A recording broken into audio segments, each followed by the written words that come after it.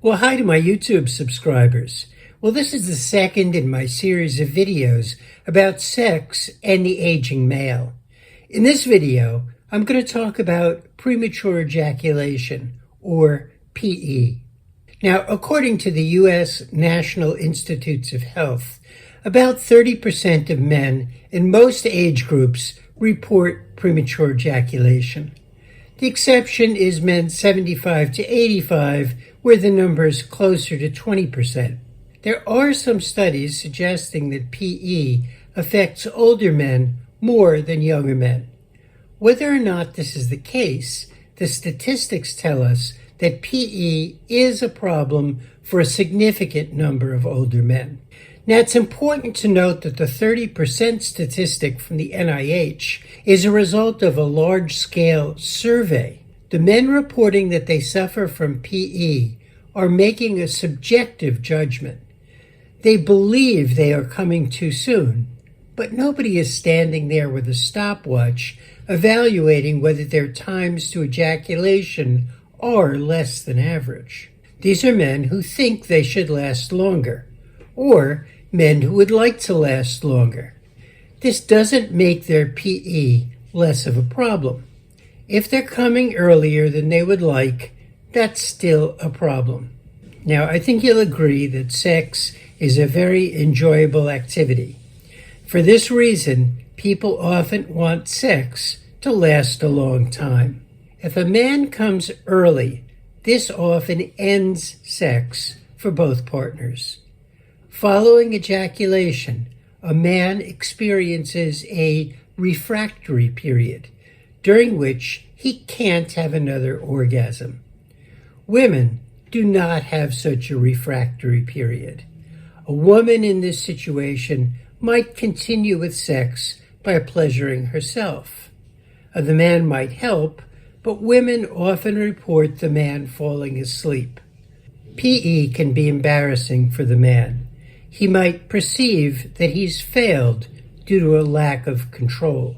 The reality is that many men who report premature ejaculation last longer than the clinically measured average time from penetration to ejaculation. Clinically, these men are already studs, but they want to last longer. A much smaller number of men actually have clinical PE. Clinicians identify two types of clinical PE: primary, or lifetime PE, and secondary, or acquired PE. Men are diagnosed with primary PE when, since they've been sexually active, their time from penetration to ejaculation is less than 60 seconds. Men are diagnosed with secondary PE when their time to ejaculation is always less than 3 minutes, but where this was not always the case. That is, at some earlier time, the condition was acquired. Clinical PE is a very significant problem for sufferers. Consistently coming in less than 60 seconds does not make for great sex. Oh, you're wondering what these average times to ejaculation are? Want to see how you measure up? Well, one study in the UK shows the following results by age group: 18 to 30 years, 6.5 minutes; 31 to 50 years, 5.4 minutes; and 51 and over, 4.3 minutes. Now, personally, I question the correctness of these numbers, although I really don't have grounds on which to challenge the results. My own feeling is that as men grow older, they develop much more control over the timing of their orgasm. If there are any old men out there watching this video, perhaps you could let me know in the comments whether you think your time to orgasm has increased or decreased as you've aged. Researchers have found that both clinical and subjective PE have the same underlying cause: wide variation in the sensitivity of the nerves of the glands or head of the penis. The problem of both types of PE can be addressed by making the skin of the penis less sensitive. How is this done? The answer is actually a bit obvious. It turns out that the application of a topical numbing agent to the penis makes a very significant difference in time to orgasm. The numbing agent is generally a topical anesthetic like lidocaine or benzocaine. This is quite safe. Lidocaine is, for example, the active ingredient in Anbesol, the medication applied to a child's gums to reduce the pain of teething. There are a number of products now on the market that treat PE in this way. One is a lidocaine spray called Premature. The manufacturer conducted a study of 91 men suffering from subjective, that is, self-reported, PE. The manufacturer claims that time to ejaculation was increased on average from 6.81 minutes to 11.16 minutes when the product was used. The study may have some flaws, but this does appear to be a significant increase.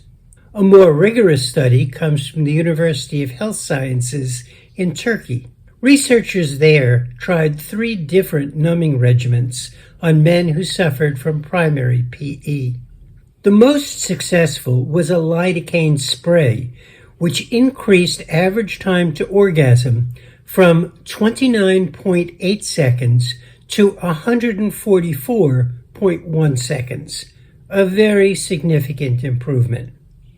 Now, if you've had experience with these numbing agents, please let me know in the comments whether you found them helpful.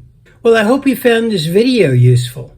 Now, I recently published a book called The Old Man and the Semen: Sex and the Aging Male. It's filled with important information for old men who want to continue to have good sex in spite of their age. It provides lots of tips that will give them an edge in the bedroom.